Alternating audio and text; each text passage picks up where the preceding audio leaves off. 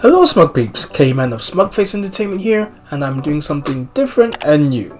Now if you've been watching my channel, you would have seen that I have started doing live streams, and I did say way back on video number 100 that I would start showing myself a bit more on camera. It's taken a while, but here I am. So today I'll be going over the recently released Marvel vs. Capcom Fighting Collection. So in the Nintendo Direct presentation on June 18th of 2024, Capcom just casually announced that this game was getting a release, and the reaction was epic, with every fighting game community YouTuber going into a frenzy, especially the biggest figure in the fighting game community, famed fighting game YouTuber MATTMCMUSCLES. I have never done reactions, but had I been a part of this, my mouth would have definitely dropped open and stayed open. So with the trailer dropping, the excitement was palpable. There was a website activated, the YouTube channel which had been dormant for several years was once again active. There were tons of content made around the games in their previous incarnations. The only way most gamers could get a hold of these titles was through Fightcade, which was mostly for US viewers. Me? Well, I got a hold of it not once, but twice. First with this Raspberry Pi with over 1,000 games on it, ranging from the Atari to the PlayStation 1, and primarily I got it for XMen vs Street Fighter as I couldn't find it anywhere else. And then earlier this year, 2024, I got a hold of the Super Console X2 Pro. It's an upgrade on the Raspberry Pi and it has even more games including Sega Saturn and the PlayStation 2. The Raspberry Pi, this one, used the Super Nintendo pad and I wasn't the biggest fan of it. In fact, I hated it. The PS3 style controller for the Super Pro was a lot better. However, even after mapping the controls, I still found it a bit awkward with the command inputs for the fighting games. So primarily it was mostly for X-Men vs Street Fighter and Marvel Super Heroes vs Street Fighter that I got these two for. As there was no imminent console releases for either, this was as good as it was going to be. So let's fast forward to June and the announcement this year of Marvel vs. Capcom Fighting Collection, and I probably should have spent my money elsewhere. Anyway, I've waffled on a little bit too much, so what I'd like to do now is get into the nitty gritty and go game by game and give my thoughts and overall rating for Marvel vs. Capcom Fighting Collection. So I will start with The Punisher. Now I have to confess, this has been my least played game, but when I have given it a go, it plays very similar to Final Fight, so it's like a Final Fight meets Streets of Rage amalgamation, but featuring The Punisher as its main character. Now I'm yet to complete the game, so when I get round to it, I will give the game a full play, and at some stage I'll come back and give it its own solo review. I may even decide to put it on one of my live streams. So in the interest of fairness, I will not be giving this game a rating. But, from what I have played, it gives off the same vibes as Turtles in Time, Final Fight and Streets of Rage. So I feel I may end up enjoying it when I play it in the full run through. But, its inclusion is good, and I will give it a solid thumbs up. So this is not a score, this is just, I like what I'm seeing. X-Men Children of the Atom. So X-Men Children of the Atom I first played on the arcades way back in 1995, and then I got my copy on the Sega Saturn, which is my best memories of the game. So at first try, the game is a little slow and ponderous and the enemy hits really deplete your energy bar, and before you know it, you're done. So I found this quite frustrating. Gradually I got better, but for some reason I don't quite fondly remember it as I used to. The combo system was in its infancy, and after years of playing the later games, going back to this just feels like a regression. A highlight of the game for me is using the two main bosses, Juggernaut and Magneto, as playable characters. You can rampage through the game with relative ease, especially if you use Magneto, who is just simply on god mode with his abilities. You can see why he was toned down for the appearances in later games. and this does unfortunately bring back some trauma for me because he was super hard to beat as a boss. So being able to use him here, excellent stuff. There was also Akuma as a secret boss. I remember first using him in the game, and by that point I had already played X-Men vs Street Fighter, but as the game had not come onto consoles yet, using Akuma was as good as it was going to get. His sprite is ripped straight from Super Street Fighter 2 Turbo, and some people have said how out of place that this looks. Personally for me, it's not too much of an issue. And reusing my two favourites, its Cyclops and Wolverine, was great, but as I said earlier, their combos don't quite connect here as they did in latter games. So as much as this was a great trip back in time, I have to say X-Men Children of the Atom, I like it, but it is not my fondest game in this collection. That said, I will still select to play it for variety, and it does have its moments, but it's probably the weakest of the fighting bunch, so I'll give it a rating of 6.5 out of 10.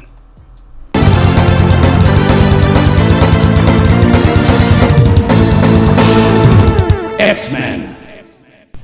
Marvel superheroes. Just like X-Men Children of the Atom, I played this game back in 95-96 at the very same arcade place. The introduction to seeing Spidey and Wolverine and Cap go to town, it feels very much like an upgrade from Children of the Atom. Like my experiences with Children of the Atom, I first played this on the arcades and then later on the Sega Saturn, which is where a lot of my memories come from by playing this. Now, like Children of the Atom, the gameplay here can be a little bit plodding, but by speeding it up, it is also a lot more fluid than Children of the Atom. Now, unfortunately, I still had these same frustrations with this game. The enemy AI is hard and a lot of your energy can be depleted with just a few hits. Even with the faster gameplay, the style does feel a bit dated, and the combo system, despite improvements over the previous game, still isn't quite up to par with what came later on down the line. The Infinity Gem feature is a nice addition, and it improves the gameplay with being able to recharge your energy, move faster, or have more powerful hits. The roster is a small size of 10, including the two main bosses.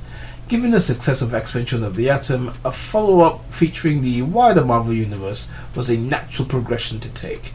Given his immense popularity, Spider-Man making the cut, really no surprise.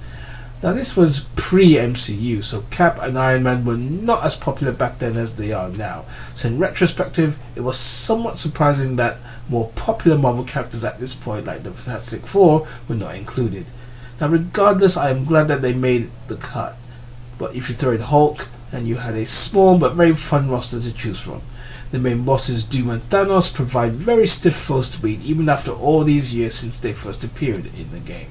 The backgrounds are nicely designed and it makes for a solid fighting game after overcoming its few hurdles. Some great memories were invoked playing this game, and even though I'd played it in recent years on my mini consoles, the control pad and button mapping made for awkward play experiences. But using both the PlayStation 4 and the PlayStation 5 gamepads, the transition to gameplay has been much smoother and enjoyable. It can play awkward at times, but it's certainly a vast improvement over Children of the Atom. So I will give this score a 7.5 out of 10. Marvel Superheroes! X-Men vs. Street Fighter! Oh my goodness. Two of my favorite things in one place. I was a huge fan of X-Men, the animated series in the 90s, and I was a huge Street Fighter fan. And bringing them together in this amazing crossover was just unbelievable. Given that Capcom were behind it and they had already produced several titles for the 16-bit generation, it didn't really click for me that we could potentially have both Capcom and Marvel under one roof. Well, here we are. The sight of Cyclops teaming with Ryu, taking on Magneto and then Bison, was something that I couldn't quite wrap my head around. This game began the very legendary crossover series involving both Capcom and Marvel. The duo tag team mechanic had been introduced, and fighting as we knew it was evolving from what we had previously known. King of Fighters had the team aspect, but without one very crucial element: the ability to continuously swap characters throughout the match. You can select a team of 2 characters versus an opponent team of 2, and away you go. With fast-paced hitting action, super jumps, aerial raid combos galore, it was all fun and chaos. This game introduced the X-Men, Rogue and Gambit to the fighting game series, and Gambit for me in particular, I was a real fan of, and he's gone on to become a huge fan favourite. The Street Fighter character designs are ripped straight from the Alpha series, with their moves enhanced to fit in the XMen counterparts in this world. This game plays exactly as I remember in the arcades, and I spent a truckload of coins playing this game over and over again, and I just never got tired of it. There is a not so secret character in the form of Akuma who requires no special code. You just go to the selection screen and go above, and there he is. The main boss, Apocalypse, was unlike any type of fighting boss that I had yet to counter in a fighting game. Now, although I have to say I found him quite easy to beat, that is one of the complaints about the game. Given the Apocalypse's rich history in the comic books and the animated shows, they could have made him a more harder and a more formidable boss, a la Galactus. And he's not even the actual final boss. That is reserved for your tag team partner, and this has never really sat well with me. After all the big fights leading to the final boss, he actually proves to be a disappointingly easy challenge. Now, when I was younger, I was absolutely fine with this, as I was able to clock the game, but over time, yeah, they could have made him much harder, I think. The negatives aside, X-Men vs Street Fighter brought about a whole new change in fighting games, with the tag mode, the pacing, the execution of the combos, the sheer chaos across the screens. It was just an overall fun fighting experience, and for me, it's my third favourite fighting game of all time. And this was the very first game that I went to when I first bought this collection. It is for me what started the Marvel vs Capcom series in earnest. All this effusive praise should indicate how highly I rate this game. So I'm going to give it an 8.5 out of 10.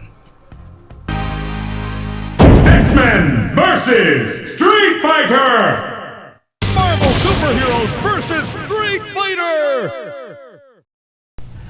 Just like the first Marvel Superheroes game following Expansion of the Atom, the Marvel Superheroes returned for their opportunity to take on the Street Fighters. Now, gone were most of the X-Men minus Cyclops and Wolverine, and in came Spidey, Cap, Hulk and Co. On the Street Fighter side of things, Cammy and Charlie Nash tag out, Dan and Sakura tag in.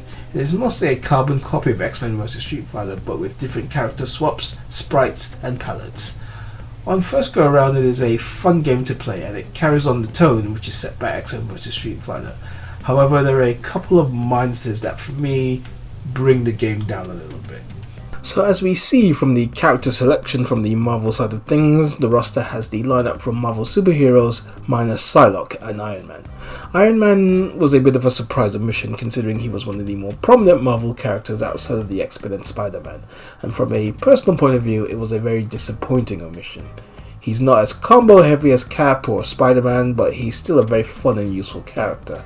I will say that there are a number of secret characters to use in this game, which is a huge plus point over X-Men vs Street Fighter. Norimaru was only available to Japanese players, so he's available here via the settings section.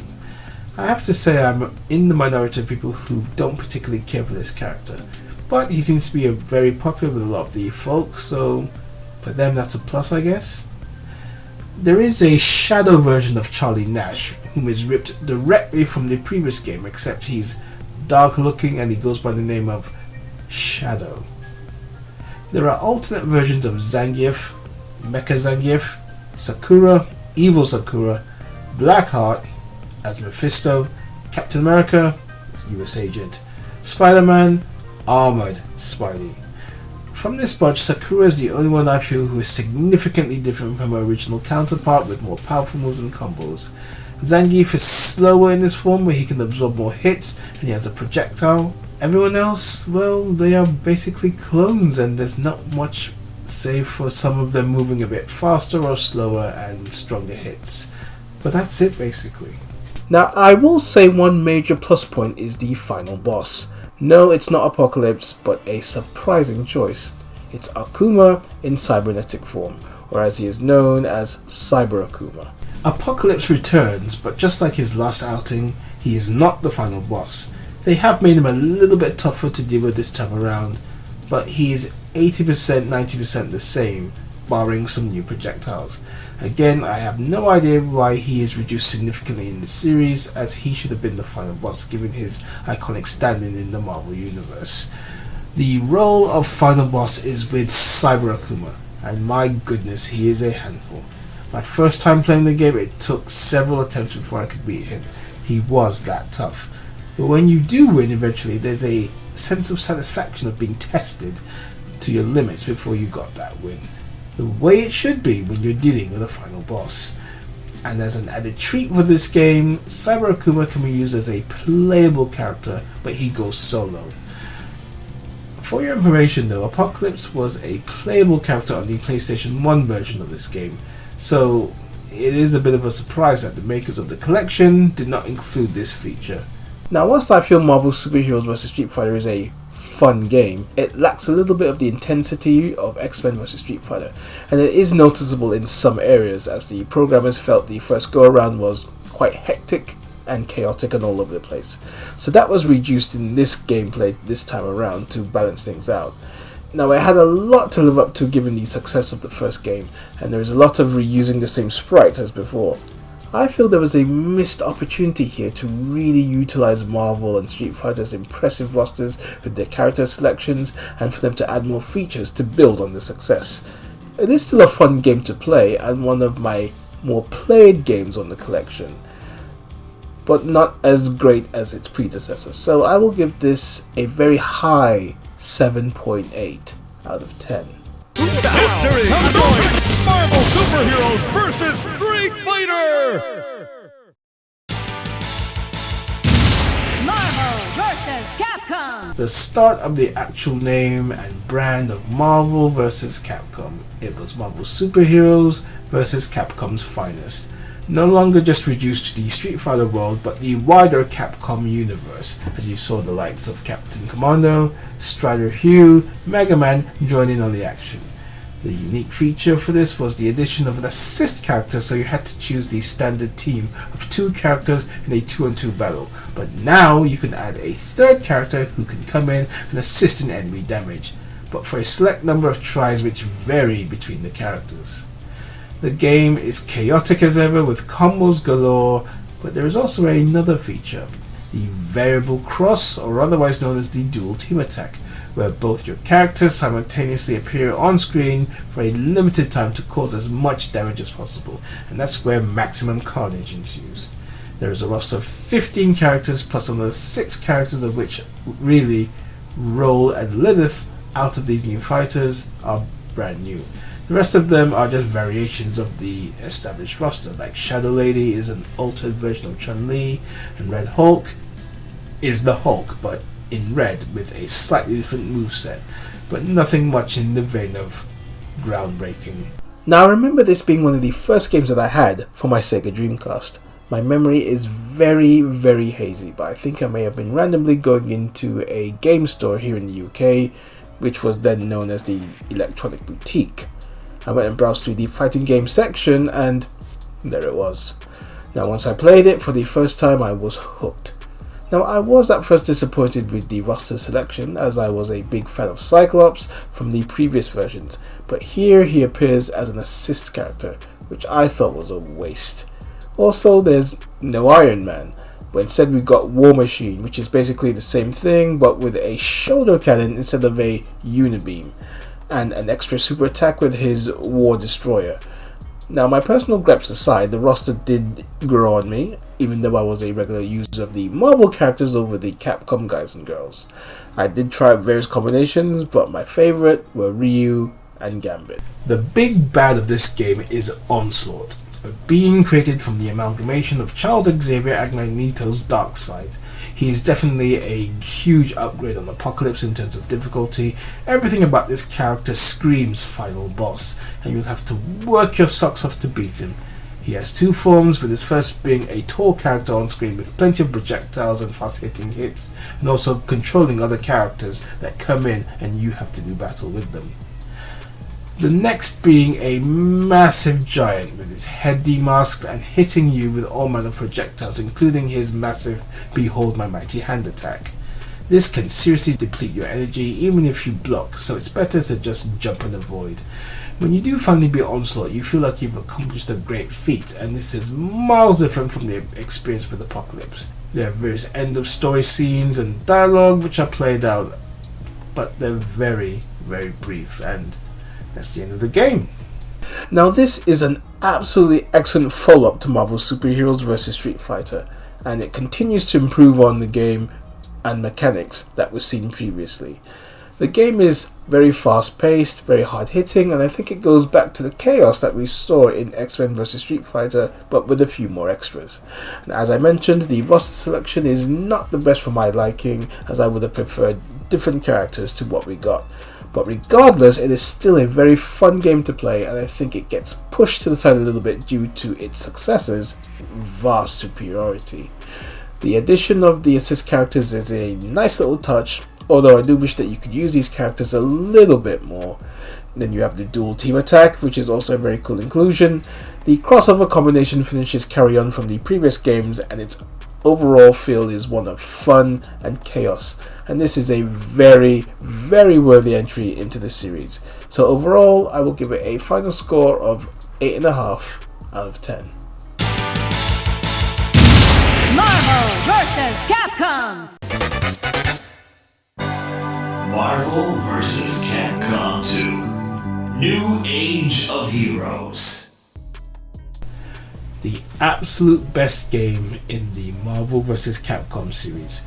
My second favorite fighting game of all time. A legendary fighting game that has gone on to feature in countless tournaments the world over, creating some of the most competitive and most successful online fighters ever. Marvel vs. Capcom 2 took absolutely everything from this series and put it all into one single solid masterpiece. I mean, where do you even begin to describe this game? Well, I'd say first we start with the roster itself. All the main playable characters from the first 3 games are intact, plus a couple of newbies in Cable and Ruby Heart. Add it all up and you have a roster of an incredible 56 characters, a tally that has yet to be surpassed in the Marvel vs. Capcom series. And even better, the game introduced the 3 vs 3 format, a format that would continue up into the franchise's last entry, Marvel vs. Capcom Infinite. That game is an abomination. The ability to select 3 characters for your team and then take on various opponents is such a cool feature. The controls have been modified on the pad and they make it even easier to execute those cool multi-hit air combos. The game's main antagonist is Abyss, a creature of mass destruction which has 3 forms: the Armor of Erosion, the Guardian, and finally the true form of the Abyss. He proves to be a very decent challenger as a final boss, but in terms of difficulty, I would personally put Onslaught ahead of him. Now I have included this game in my top 10 fighting games list at number 2. This is a game with so much history, as I mentioned earlier, being played at various tournaments worldwide and online. It was a game that fighting game fans were crying out for to be released on modern day consoles. Now back on December 15th, 2013, Marvel vs. Capcom 2 was on Xbox Live Arcade and PlayStation Network, but due to the expiration of the Marvel and Capcom licensing deals, the game was removed from the stores and it was seemingly gone for good. Now in the interim, we did have Marvel vs. Capcom 3 and Ultimate Marvel vs. Capcom 3 and Marvel vs. Capcom Infinite, but there was no sign of Marvel vs. Capcom 2 ever coming back. In 2021, Maximilian Dude started a campaign of #FreeMVC2 and it got trending all over social media, which yours truly did take part in. Fast forward to June 2024 this year, and during the Nintendo Direct showcase, it was announced that not only was Marvel vs. Capcom 2 coming back to modern day consoles, but the rest of the collection was all coming back together in one big package. Marvel vs. Capcom 2 was back. The only downside for me was the background music in Marvel vs. Capcom 2. I am not the biggest fan of the jazz numbers that they chose for this. However, it has grown on me, and fans of the game see it as an endearing and must-have feature. I personally wish it was more Fast and Furious and heavy metal, but hey, that's what they chose. As I have previously done videos on Marvel vs. Capcom 2, I'm going to keep this brief. All characters from the previous games are here, and it makes for a world of possible combinations. X-Men teams, Avengers teams, Street Fighter teams, etc, etc. The pace of the game, the sheer volume of combos that can be expertly executed with tons of practice. It is a game that I have played for hours and hours, first on the Dreamcast and then the PlayStation 2, and finally on the PlayStation 3. And even when the game was taken off the online stores, thank God I still had it on my PlayStation 3, and I managed to play it for many years to come, as it was the only way I could play the game. Well, actually one of two ways, because I still own my PlayStation 2 and I own a copy of Marvel vs. Capcom 2, so I still had a blast gaming whilst the game itself was out in the wilderness. Now you'd think that having played it so much that it would be my least played game on the Marvel vs. Capcom fighting game collection so far, but Marvel vs. Capcom 2 on any system is an amazing game, and with some of the collection's features like one button finishers, it helps continue to make the game an incredible fun experience. With all that said, there should be no surprise that I'm going to give this game an extremely high score. Not a perfect score, so with its stacked roster, its cool looking backgrounds, its insane and chaotic fun gameplay, and the influence and reach that it has had on generations of fighting gamers, I will give this game a 9.5 out of 10. Simply incredible, and the best game of not just this collection, but the entire Marvel vs. Capcom series as a whole. Marvel vs. Capcom 2. New Age of Heroes. So my final thoughts on this collection. I am absolutely thrilled that they released it as a whole package rather than just solo outings. This is something that I would have purchased over 20 years ago. Had it not been for the licensing issues, I may very well have been jamming with this game back on my PS3. What is that saying? Better late than never. I would like to mention all the extra features on the game, like looking at historic artwork, being able to toggle the speed and difficulty settings, enabling the secret characters, listening to the background music, unlocking achievements, playing others online. It is all a very nice, fun package as a whole. This collection has the lot, and I'm so happy that it is finally available on modern day consoles. Not much else to add after all of that praise. It's going to be a game that I will play over and over again for a very long time, and with the overwhelming positive reactions to the game's release, could this mean finally a proper sequel to Marvel vs. Capcom 3? Infinite does not count. Could we get a Marvel vs. Capcom 4? I would say the chances are very likely. On a scale of 100, about 78%, so it's very high. So in overall rating for Marvel vs. Capcom Fighting Collection, 9.5 out of 10.